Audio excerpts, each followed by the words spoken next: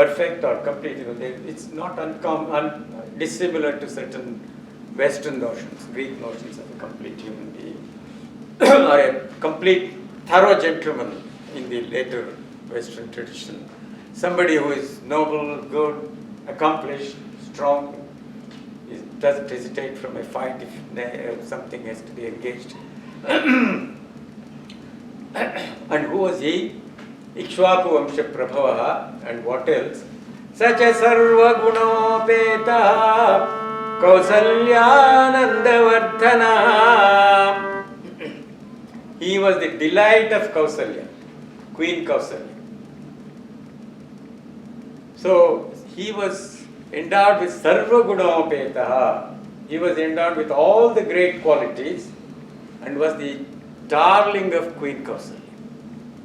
And then, in about 100 verses, Narada sets forth to tell the entire story of Rama, briefly, to Vālmīki.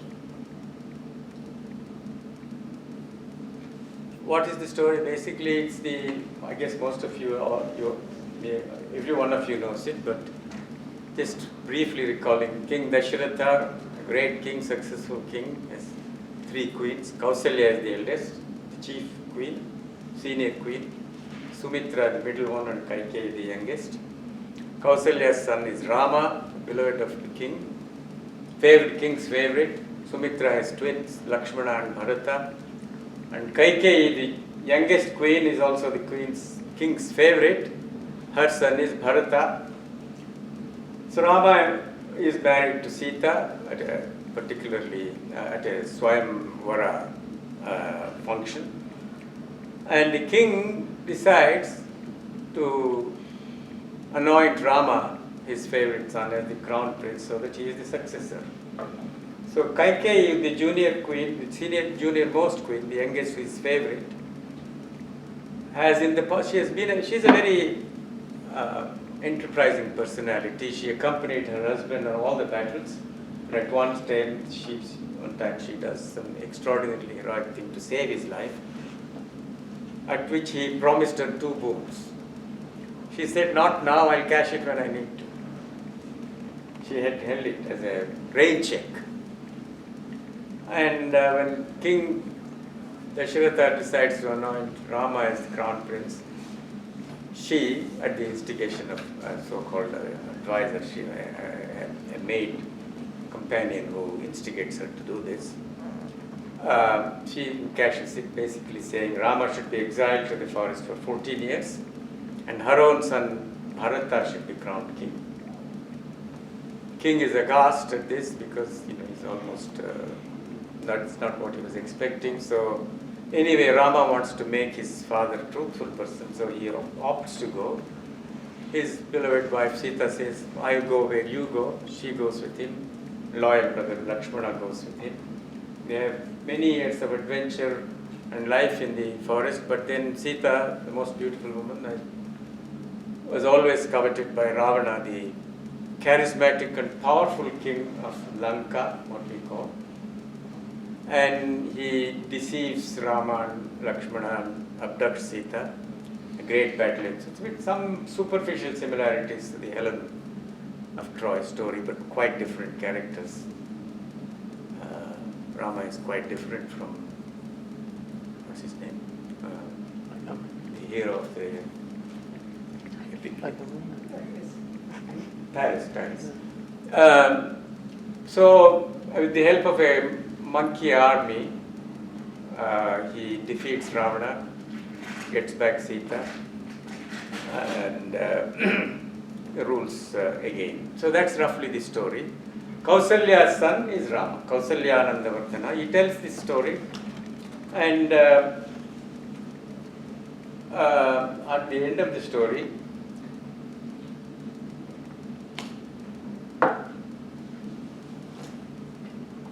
Narada leaves.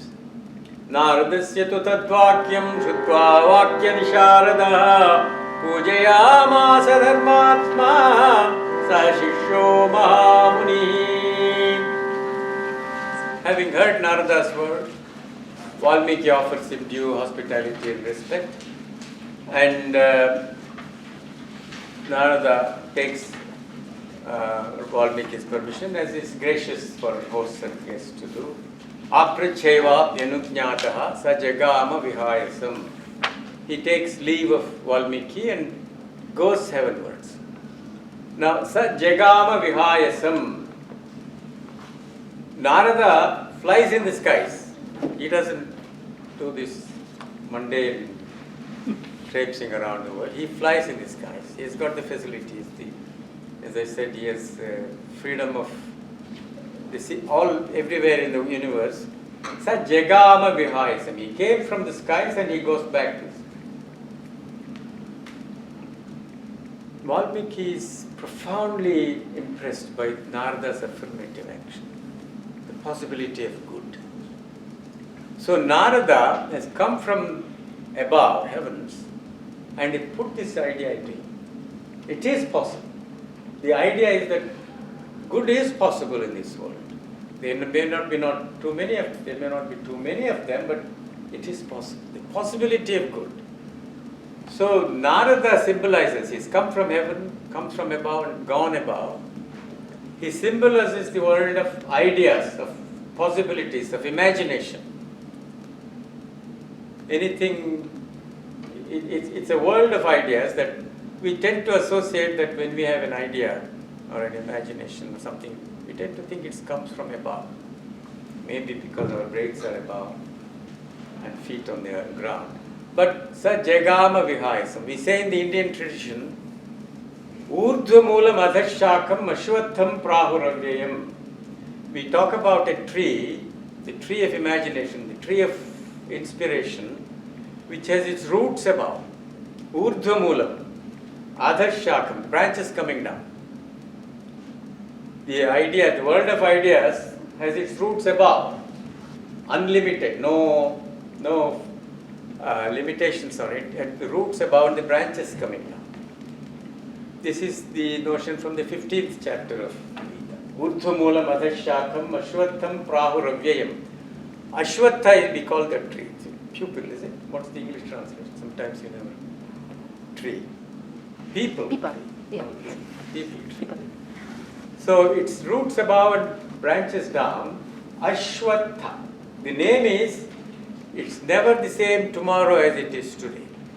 The world of ideas, the world of ideas is constant. Ashwatha, it's constant.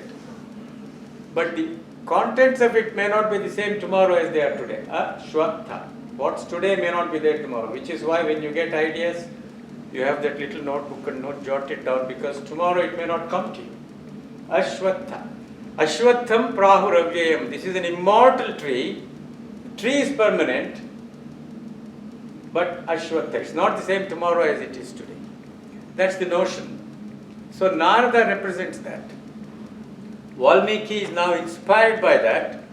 After Narada has left, he is in that almost in a trance-like state. Possibility of good is engaged in.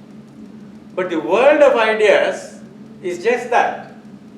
Unless it finds context and somehow relates to the real world of life, here and now, the tree of life, the physical one, it has no meaning.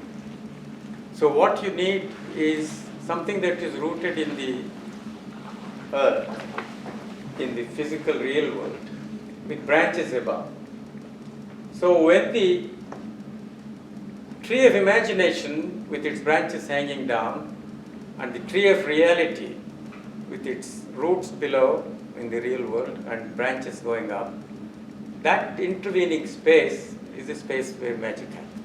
That's where Shakespeare resides, that's where Vālmīki resides, that's where Einstein resides, that's the world of creativity, where things happen. Now, Vālmīki, therefore, after having Narada has left, he's in a state of reverie, going through this. And suddenly he has the urge to go to the river. What better symbol of reality and life than water, river?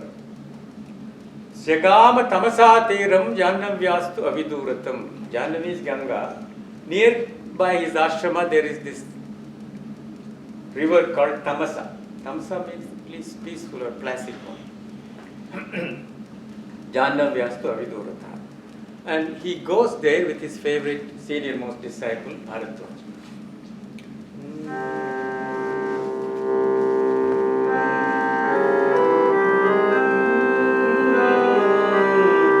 Satutiram samasatya tamasaya munistada shishyamahasthitam parshve drishtva tirthamakardamam. Looks at the pure clear waters of tamasa.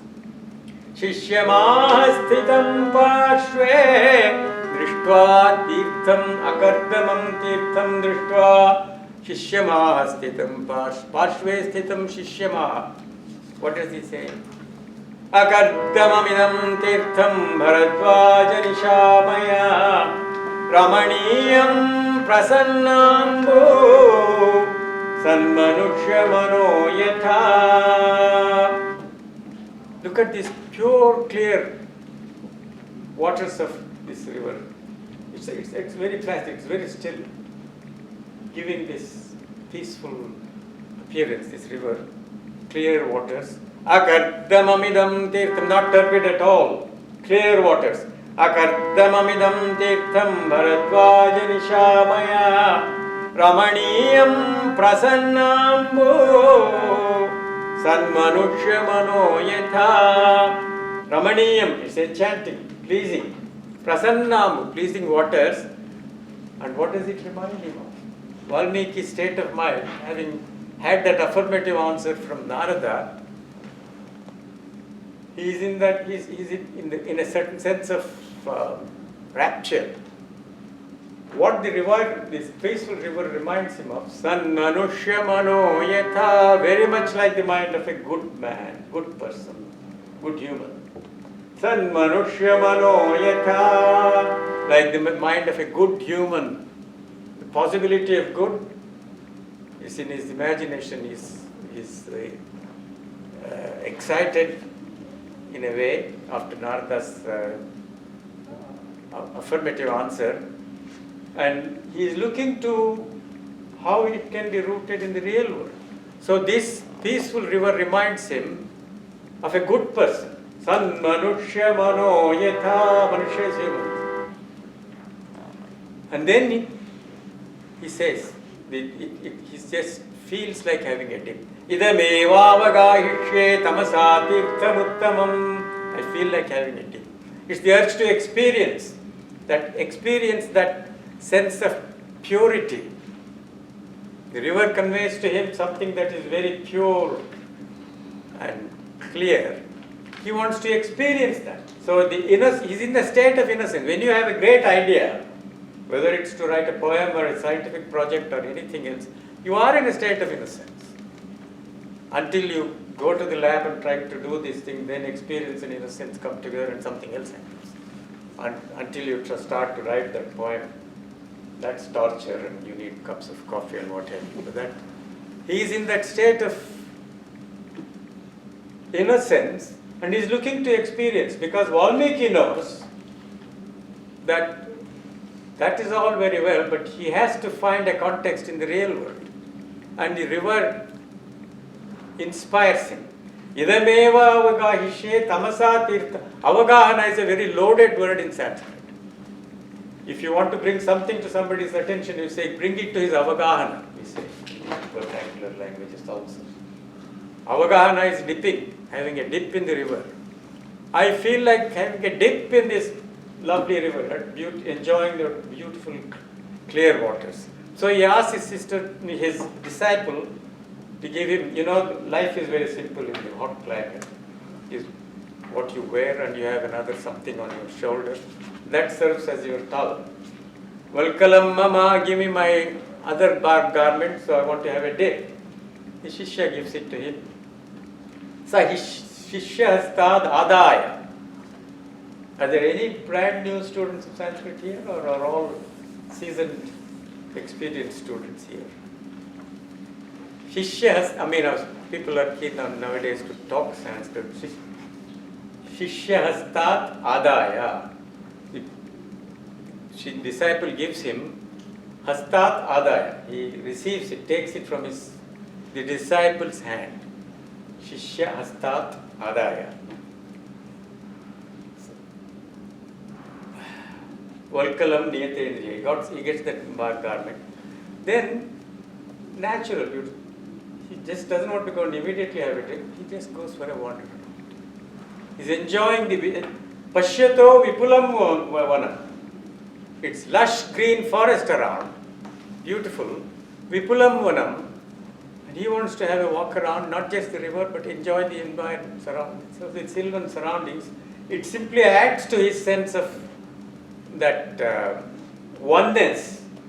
His mind has a certain oneness with the world around that he is seeing. There is a certain communion between his internal state of mind and the external world that he is currently seeing it. Then he goes for a walkabout. It's enhanced, his experience is enhanced, that sense of peace and possibility is enhanced. And as if that's not enough, Tasyabhyashetu mithunam charantamanapayinam dadarsha bhagavan statra kraunchayo charuniswanam. A pair of birds, krauncha birds, I won't translate it, we'll call it krauncha birds. Heron, cartridge, whatever, 50 different things they say, but krauncha is krauncha. Krauncha birds, water birds, they are in a state of union, physical union. Charantam anapayinam, apparently flying. Charantam anapayinam, undisturbed, unseparated. Anapayinam, Vālmīki says this. Dadarsha Bhagavan, Bhagavan is the reference to Vālmīki, the revered sage. He's a sage. We call them sages, kavis, drashtaras, seers. Dadarsha Bhagavan statra kraunchayoha charu nisvanam. They are not only flying around, they are making lovely sounds. Charu nisvanam. So it really touches off. What better symbol of life do you need than a pair of birds in union? Mithuna. It's the famous term, Mithuna. They are in union. So it's ideal, it's pure, it's ideal.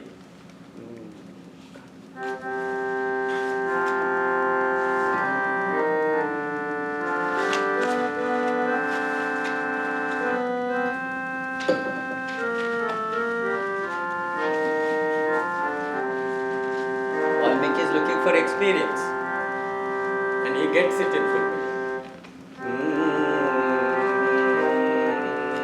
Tasmatu mithunadekam Pumamsam papanishchaya Jaghana vairanilayo Nishadaha tasya pashyata Tasmatu mithunadekam Pumamsam papanishchaya Jaghana vairanilayo Nishadaha tasya pashyata. Scene has changed instantly. A hunter has entered the scene, and no sooner has he entered, he has shot the male of the pair.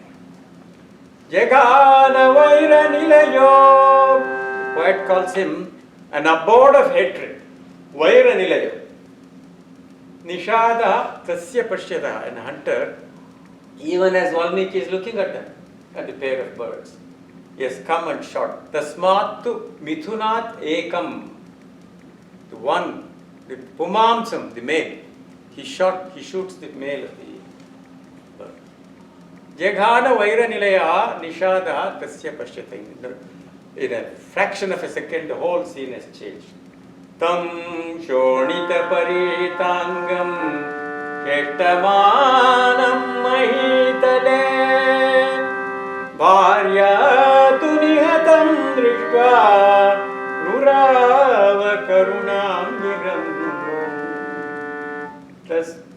tam shonita paritangam shona blood-stained body. Vetamanam mahitale, fallen to the ground and struggling for life, wriggling. Bharyatu nihatam driktva. The female looks at the slain bird. Rurava karunam giram. What an agonizing cry. Rurava karunam giram. Pathetic cry. It lets go. Its blood-stained head, body. Tatha vidham dvijam drushva. Nishadena nipatitam Rikshe dharmatmanastasya Karunyam samapadyata Tatha vidham dvijam drishtva. He sees the bird, slain bird and the wailing bird, the female. Nishadena nipatim, felled by the hunter. Rishe dharmatmanastasya. The rishi, Vālmīki, Dharmatma, we use this term Dharmatma, kindly soul, not to be taken literally. Dharmatma, Mahatma, Mahatma is a great soul, Dharmatma is a kindly soul, he is a very kindly person. Rishe Dharmatmanastasya Karunyam Samapat, compassion welled up in him, in the sage, Vālmīki. Rishe Dharmatmana Tasya Karunyam Samapadyata Tata Karunaveditvat Adharmoyamiti dvijaha. This is improper. This is not how it should be in the real world. In a good world, this sort of thing should not happen. Adharmoyamiti dvijaha is a very moving, telling way use of the word dvija here. Dvija, twice formed. Dvija. It's a bird. Tatha vidham dvijam drishtva. It refers to the bird. Dvija. Tata karuna veditvat adharmoyamiti dvijaha. This dvija is Vālmīki. Dvija, literally in today's India we translate it as a Brahmin, because physical birth and then at some stage you have this particular ceremony and then you become a dvija. But in its essence, twice born. We all should be twice born. Once is the physical birth, and another time when we know a bit better about who we might be. A certain enlightening should happen. So, when you graduate, you are a dvija, maybe, if you want to be very mundane about it. So, we are all dvijas, or we all ought to be dvijas. So, here it refers to Vālmīki, but it's the same term, dvija, twice born. Bird is twice born, we know. Egg and then hatching the egg. It's a term for bird in Sanskrit. Dvijam drishtva tata karuna veditvat adharmoyam iti dvijaha. This is improper. This is not how it should. So that further emphasizes the sense of oneness. How Vālmīki is experiencing all of this directly. That sense of connection, communion with the world around and the suffering of the bird, that is particularly highly emphasized by the same use of the same term there. Nishamya rudatim kraunchim idam vachanam apravir. Still hearing that wailing of the female. Nishamya rudatim kraunchim, female, kraunchi. Idam vachanam apravir. He uttered the following words. Manishada pratishtham tvamagama Sarasvatī samaha yat krauncha mithunade kamavadhi kamamohitam. Manishada pratishtham tvamagama. O you wretched hunter, may you never find a permanent place. Pratishtham tvamagamaha. Pratishtha in India is a very, pratishtha is a status, standing. Tisht is to stand. Pratishtha in normal terms is standing in society. When you install a deity in a temple, we also call it pratishtha. It's installation. A third less convincing meaning is life.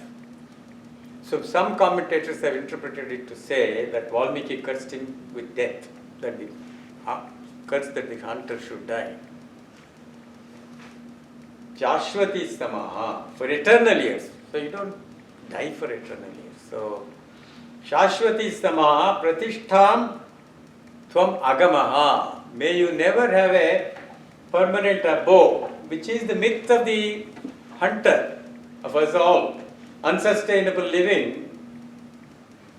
It's the myth of the hunter who is homeless, because if he kills a pair of birds in love, which symbolizes regeneration, then it's unsustainable. That's the big debate today, which there are camps which want to address and other camps want to deny it.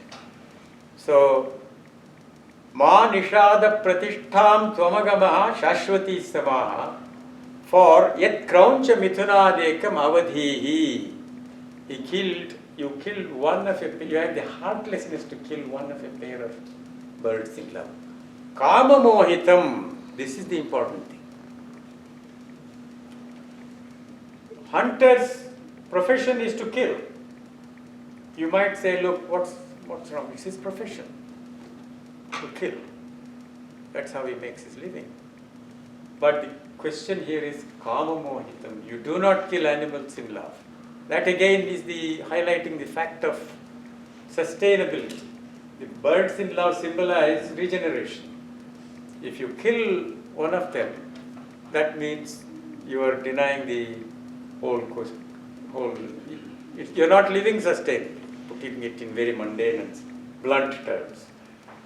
Now, in this context, I'd like to share with you this code of conduct. If you break a code of conduct that goes with a certain way of life, then there is a price to pay.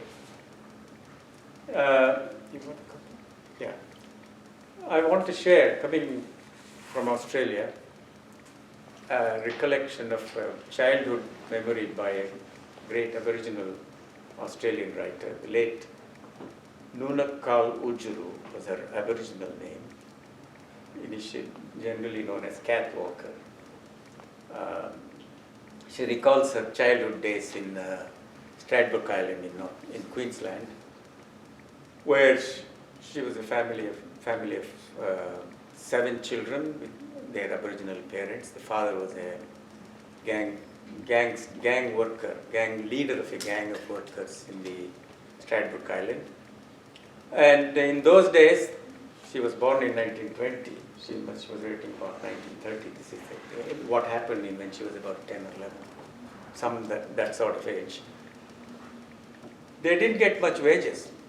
The gang workers got rations, as they call it, probably nominal wage or something like that. Meat, some white flour, sugar, meat, bit of milk and that sort of thing. Wasn't quite enough for a family of 7 plus 2. The father, who seems to have been a very inspirational figure, was a resourceful man, so he uses the discards from the European communities, affluent European communities, things, and makes simple everyday hunting weapons, slings and with sharpened tins, some spears to fish and so on. So the children, as they move about in the island, do some hunting, and that adds to the family's meal, and they are all happy, well fed and happy. But as the children go about hunting, there is a rule that they are not supposed to break. One rule, he told us, we must strictly obey. When we went hunting, we must understand that our weapons were to be used only for the gathering of food. We must never use them for the sake of killing. This is, in fact, one of the strictest laws of the Aborigine, and no excuse is accepted for abusing it. One day, we 5 older children, 2 boys and 3 girls, decided to follow the noise of the blueies and greenies screeching from the flowering gums. We armed ourselves with our slingshots and made our way towards the trees. My sisters and I always shot at our quarry from the ground. The boys would climb onto the branches of the gum trees, stand quite still, and pick out the choicest and healthiest birds in the flock. My elder brother was by far the best shot of all of us. He was always boasting about it too, but never in front of our mother and father, because he would have been punished for his vanity. He only boasted in front of us, knowing that we wouldn't complain about him to our parents. The boys ordered us to take up our positions under the trees as quietly as possible. "Don't make so much noise," they told us.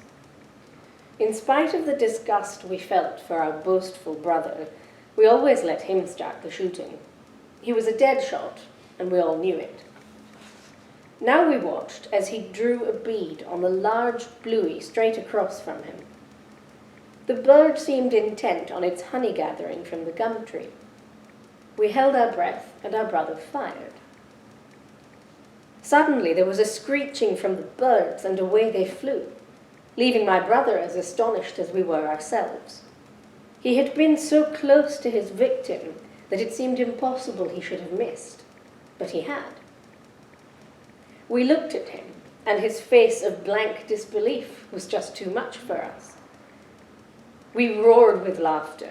My other brother jumped to the ground and rolled over and over, laughing his head off. But the more we laughed, the angrier my elder brother became. Then, seeming to join in the fun, a kookaburra in a nearby tree started his raucous chuckle, which rose to full pitch just as though he too saw the joke. In anger, my elder brother brought up his slingshot and fired blindly at the sound.